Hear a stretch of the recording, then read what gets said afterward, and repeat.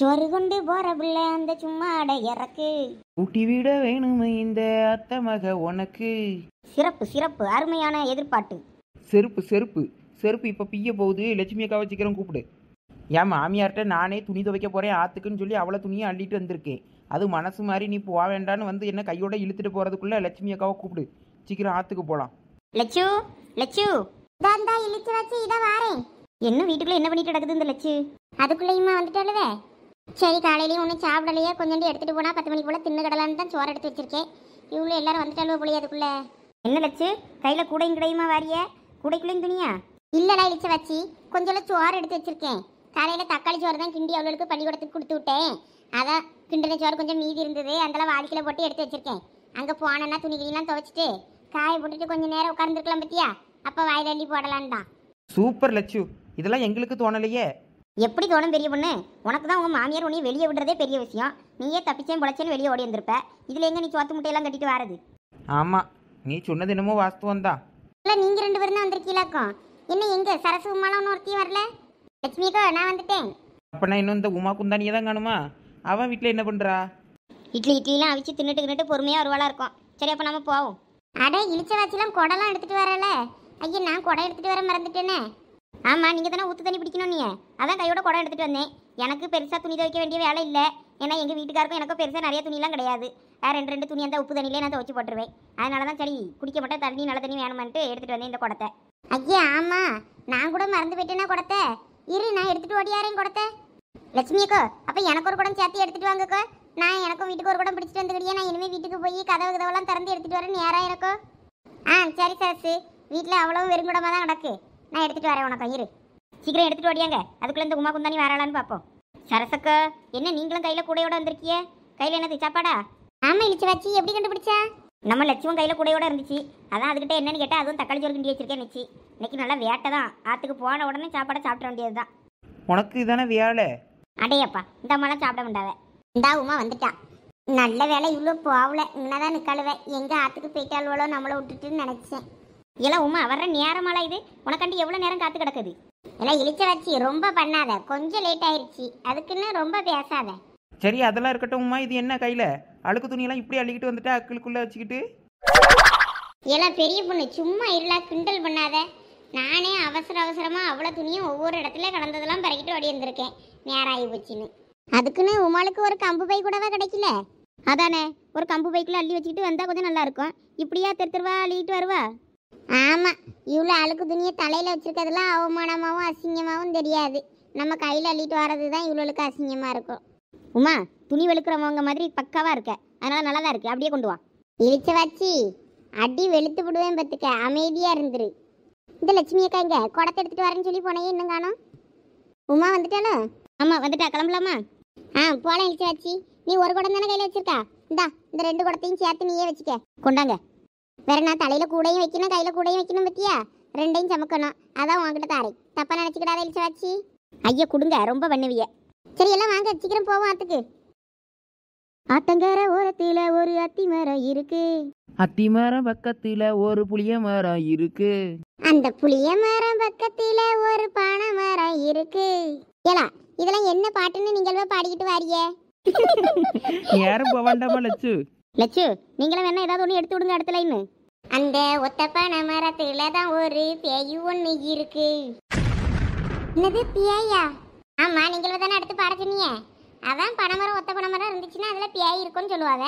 அதைத்தான் நான் பாட்டில் சொன்னேன். ஐயோ, இனிமே நான் ஒத்த பனைமரத்துக்கிட்டலாம் போக மாட்டேன்ப்பா. அடுத்து சரசு, அடுத்த லைன் எடுத்து விடுங்க நீங்க. அந்த பேய்க்கும் தான் இழிச்ச வாச்சிய ரொம்ப பிடிச்சுதான் இருக்கு.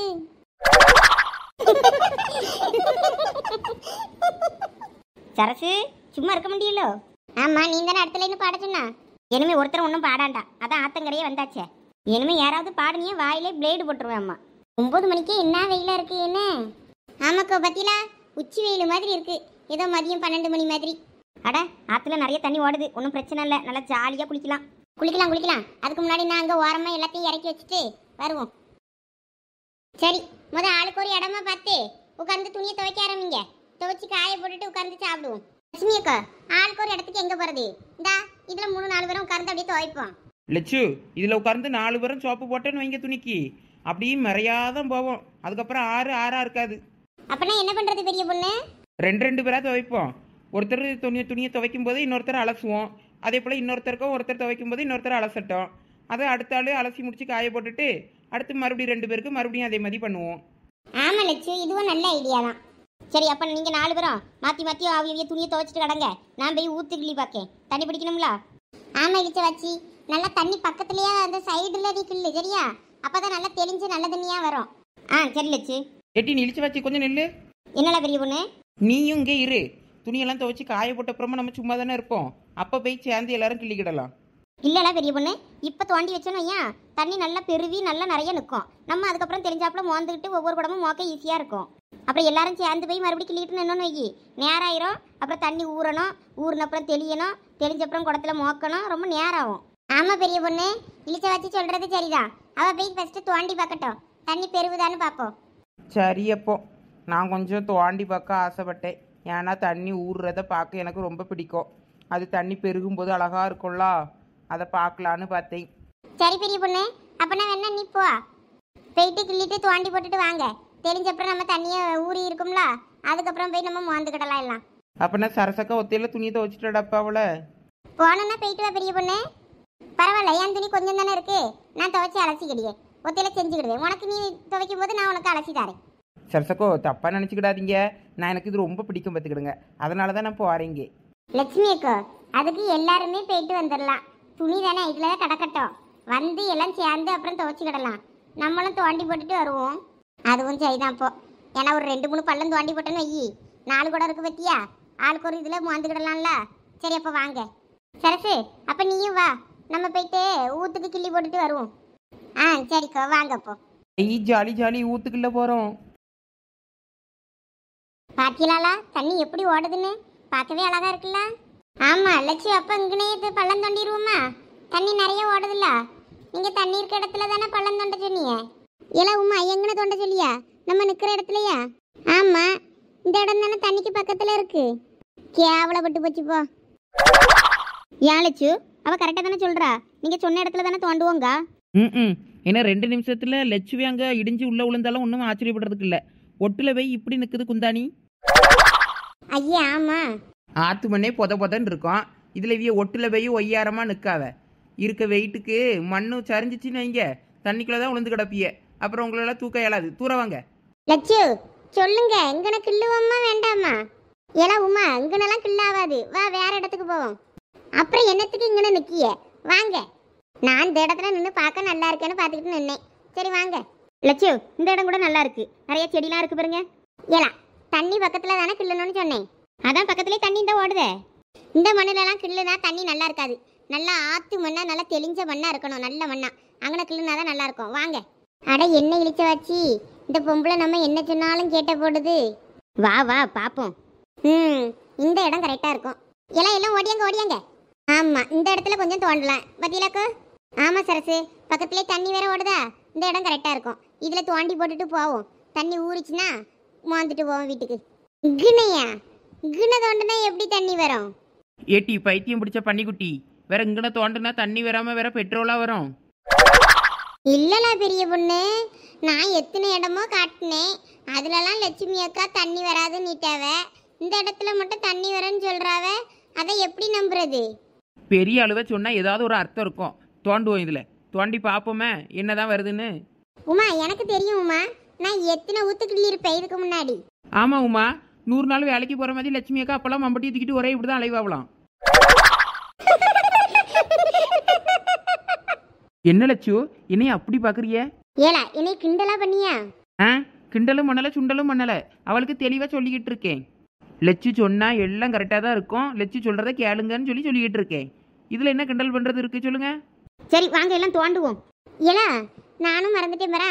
ஊத்து தோண்ட மம்பட்டி வேணும்ல. பெரிய பொண்ணு, எப்படி இப்போ ஊத்து தோண்ட? ஏதாவது முள்ளு வேலியில உள்ள கட்ட வச்சு கிடக்கும்ல, கம்பு ஏதாவது மரக்கலையை உடச்சி கம்பை வச்சு குத்தி மண்ணை கிள்ளுங்க. ஏலாம், அப்படிலாம் கடந்து கிள்ளுனா எந்த காலம் கிள்றது? இந்த ஊத்த நல்லா கிணறு தோன்ற மாதிரி தோண்டணும். லட்சுமி அக்கா இருங்க, இந்த பக்கத்து தோட்டத்துக்குள்ள உள்ள எப்படியும் மம்பட்டி கிடக்கும். கிணத்து பக்கத்துல இல்ல மோட்டர் ரூம் பக்கத்துல போய் பார்த்துட்டு ஓடியாரே. இருங்க. ஆமா, பார்த்துட்டு ஓடியா சரசு. இருந்துச்சுன்னா மம்பட்டி எடுத்துட்டு ஓடியா. பெரிய பொண்ணு, நாங்கெல்லாம் அந்த காலத்துல லட்சு வாயை முடிக்கிட்டு சும்மா இருந்துருங்க. நாங்கெல்லாம் அந்த காலத்தில் கக்குசு போவையில்லைன்னு ஏதாவது ஆரம்பிக்காதீங்க.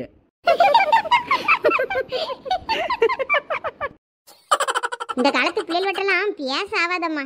லட்சு டென்ஷன் ஆகாதீங்க லட்சு. நீங்கள் 80s நாங்கள் 90s பிறந்தோம். எங்களுக்கும் வேற எல்லாம் தெரிய தானே செய்யும். தெரிஞ்ச விஷயத்தையே மறுபடியும் மறுபடியும் எங்களுக்கு சொன்னால் போர் அடிக்காதா?